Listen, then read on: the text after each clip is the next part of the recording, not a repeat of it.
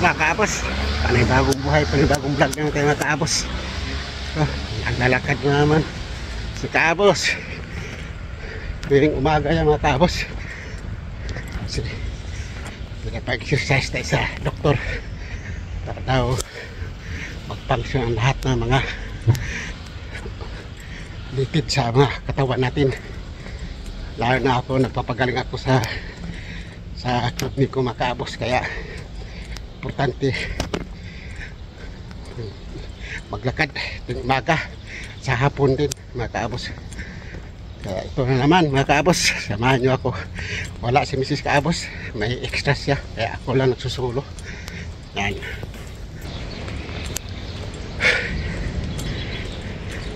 Masarap pakiramdam mo mga kaabos kapag nakapag-exercise ka, nakapaglakad-lakad ka sa umaga. Katulad ganyan o kulimlim dito, isang linggo na mga kaabos. Kulimlim ang panahon, wala namang ulan, kulimlim lang siya.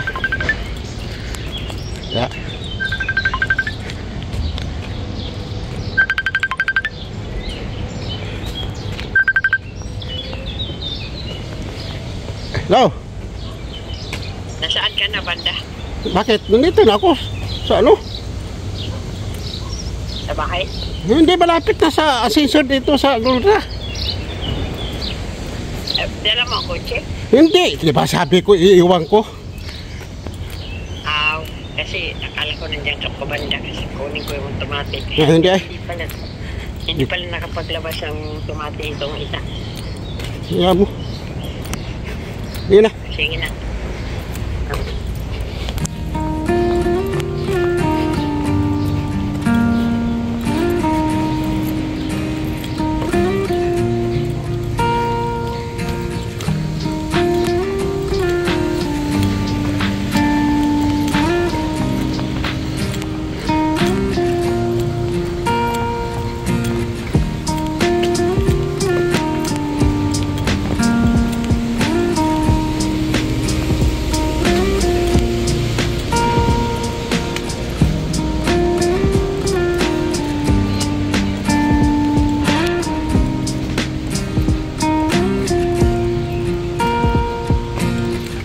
Parang nagpapag mga kaabos, oh. Hindi masyado makita ang dagat. Dito po sa bandang taas mga kaabos. Para may usok. Nagpapag ang panahon dito sa amin, sa Spring, sa part ng Bilbao. Ayun mga kaabos, oh. Ayan, oh. Tahimik ang dagat mga kaabos. Ito ang bukana. Nagpapasok ang barko malalaki, estranghero di Pasiruan. Pero ngayon walang barko mga kaabos. Estranghero lang nakaparking sa kabilang pier. Ano, tahimik mga kaabos. Kulimlim, nagpapag. Ganito ang tempo sa Bilbao, sa Spain, sa Bilbao, sa aming mga kaabos. Bilbao hindi masyadong kilala sa mga Pilipino kasi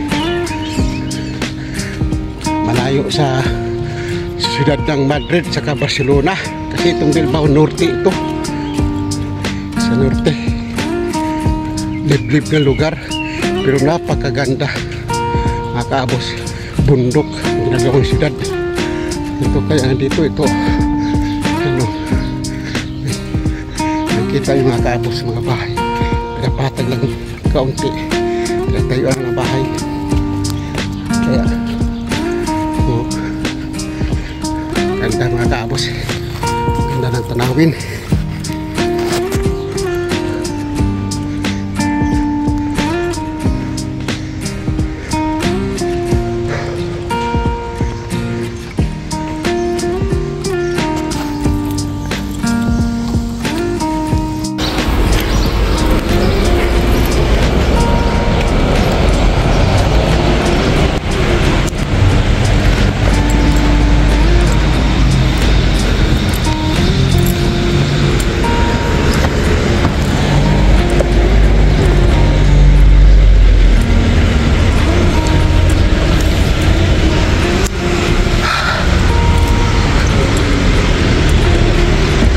isang kilometro mga kaapos. Dali lang. Paspas ang lakad. Hindi ako dumaan sa sa tabing dagat. Dito ako sa taas, sa pinakabayan namin. Ako naglalakad kasi tumawag yung anak ko paganay. Mag-desayuno daw. Almusal daw kami sa bar, sa kapihan. Bar kasi ang tawag dito matapos sa mga kapihan, mga restaurant, bar. Hindi yung bar nga sayawan pa ang pag-iintindi dyan sa atin sa Pilipinas. Sinabing bar, tatawa lang.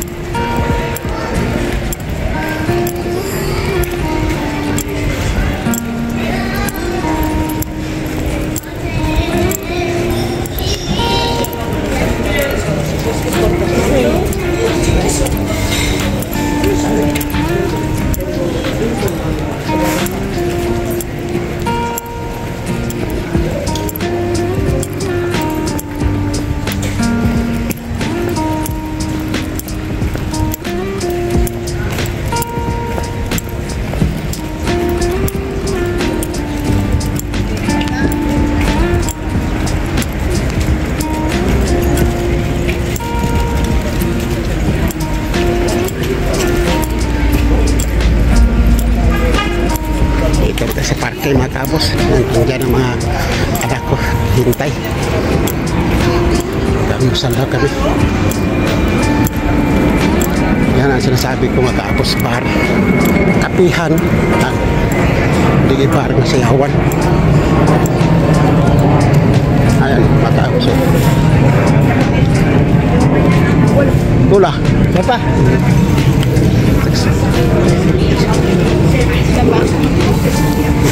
Bisita kasi ako sa ano? Ha? Ito mga kaabos, itong tinatawag na bar dito sa amin sa Espanya. Hindi katulad ang akala ninyo mga kayo mga Pilipino, sabihin nyo bar, sa atin lang yan, sayawan, bar, yung masasama nga babae. Pero dito ang bar sa amin tawag yan, kapihan, hindi bar na sayawan. Yan, paliwanag ko lang sa inyo mga kaabos. Intindihan ninyo. Okay. Oo, kasi mini prima ni sayang mapuno. Wala anak. Wala pa. Buenos dias. Mataab ko. Bawa wala pa? Mataab ko. Musal. Sa mga kabos. Ayan, pagahan namin. Ito ang mga trabaho ng mga gawa ng mga mayayaman. Maraming pera. May kape naman sa bahay.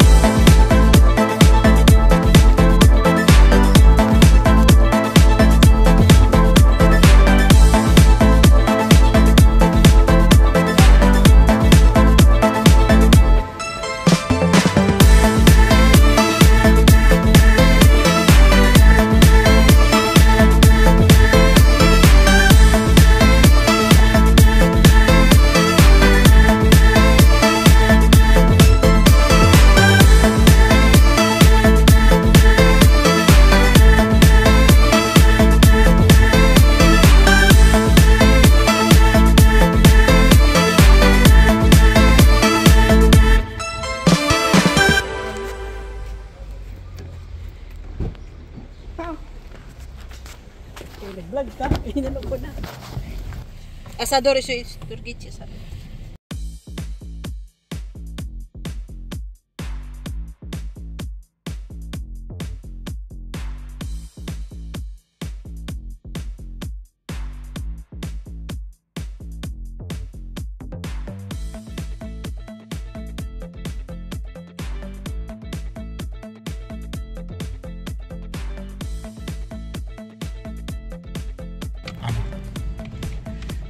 Lagyan natin. Odit. Tinuruan ako ni Aya niyan eh. Ang gusto ko sa Pilipinas.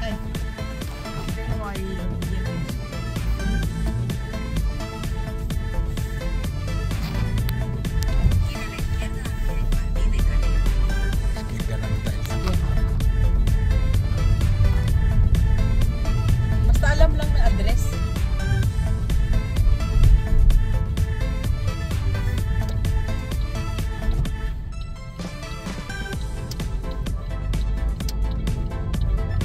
Imbita kayo pa ni Mama. Magawa mo tayo na invitation.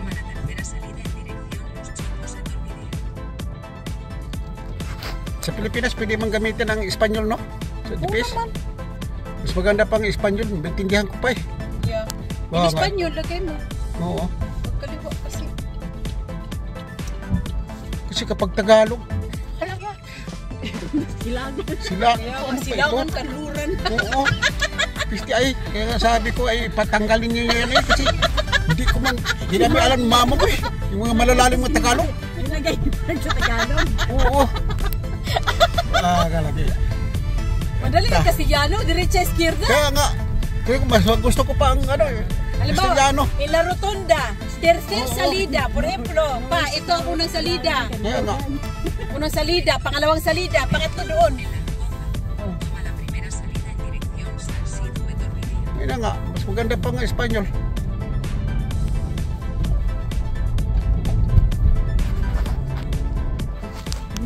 Tatawag na lang ako para makapunta dito din, tama lang pagkain, yung mga may kutsi. Kaya nga yung may mga kutsi, magbalik-balik na lang. Ihatid. Yan ang entrada niya eh. Tapos may iba-iba yan silang kwarto para sa komedor tsaka sa boda. Ano ibig ko sabihin mo pagka dahil kumain dito? Oo, kailangan talaga may kutsi ka. Pwede rin lakarin pero Malayo-layo, tinan mo mo. Oh. malaki, marami makain mo. Kaya nga,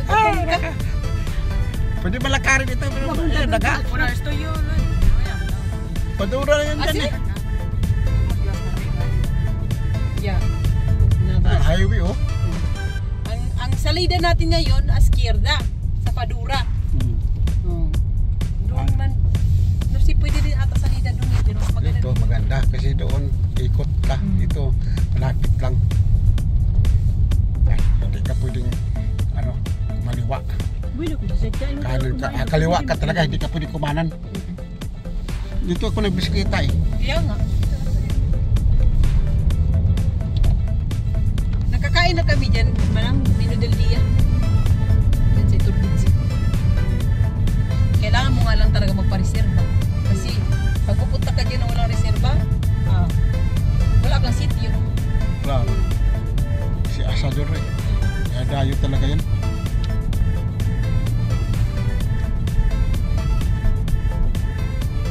Ganda siya kasi nasa ano. Malapad pala yun sa loob. Malapad yan sa loob eh. Pinasukan mo pwede ba dito? Oo.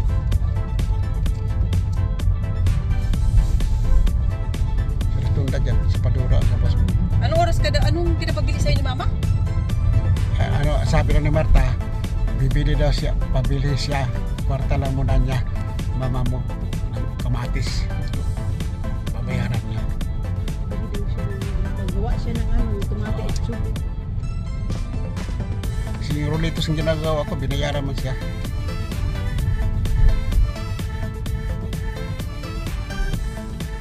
Saka ano, saka pansit. Binayaran siya.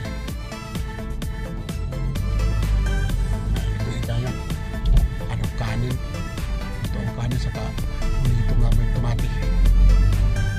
Hindi na sila makatikim ulit.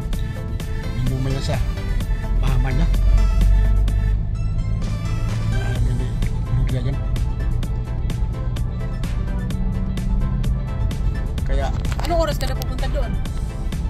Ano, alas 10 pa man, ha? 10:30. 10:20. Maglakad na ako doon kasi tapusin ko yung vlog ko. Hindi ba punta doon? Dito ka na lang din dadaan sa Padura. Pwede ba yun? Oo. Pwede ba doon pumasok? Oo, Hindi ko alam. oo, Kasi ang alam ko nga doon kami nagsasalir. pwede. Baka prohibido eh. Pwede. Mas maganda doon na lang daan talaga. Ay, doon na lang talaga. Then, Oo. ikaw maya prohibido. Baka- Ikot ka. Ano, Ay, saan pala kita hatid mo lang? Taas? kay Marta daw.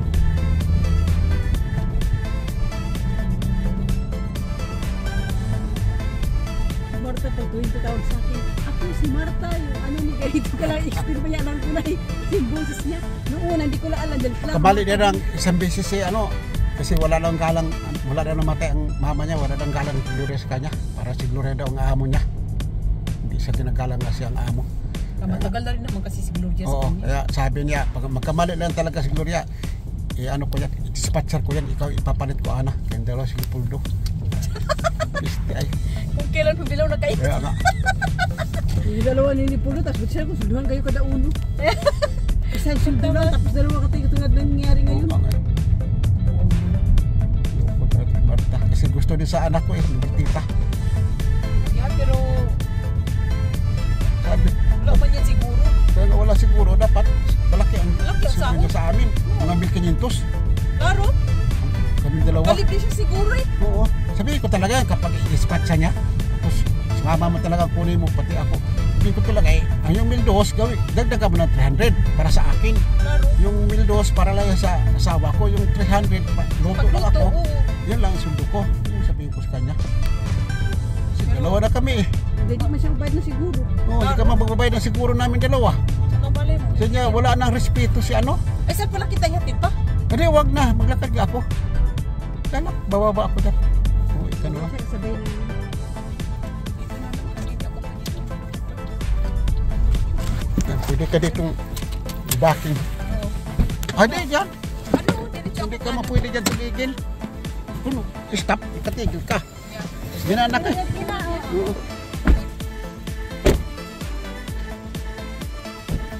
Bakit ka doon pa? Hindi tama yan. Sakto. Pagpunta mo doon, nabuto ka na. Oo. Buwan talaga ito si Martita ang anak eh. Gusto talaga ako magluto. Sabi ko, kaya mo naman lutuin yan.